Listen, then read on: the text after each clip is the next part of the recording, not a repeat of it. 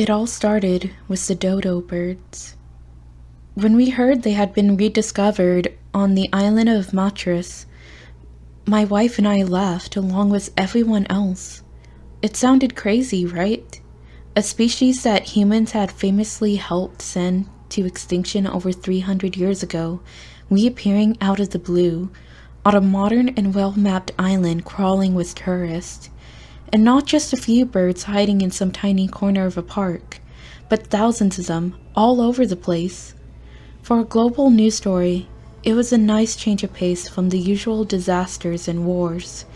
It made people smile, especially the citizens of Matras, who quickly made fortunes by exporting the eggs to anyone who wanted a taste of extinction. But soon enough, we all got a taste. When news about the dodos was overshadowed by other mysterious events, woolly mammoths appeared in China, a massive herd of bison flattened a small town in Kansas. Whole sections of the Grand Canyon were suddenly only as deep as a stream. The pace quickened, and strange events began to occur faster than anyone can keep up with. Amelia Earhart turned up safe and sound. In Mexico, the ocean near the Yucatan Peninsula started to boil. A panic-inducing terrorist attack in Nevada was traced back to a failed atomic bomb test in 1951, which apparently hadn't failed, only been postponed. Elsewhere, everyone held their breaths when a UFO landed, certain that the spacecraft would hold some answers, but it only contained two very confused Indian astronauts who claimed to have launched in 2041. While all this was happening, scientists were in high demand on television. "We can't explain the phenomenon yet," one of them admitted. "I doubt we'll ever be able to, but to put it simply, time itself appears to be decaying. It's breaking down.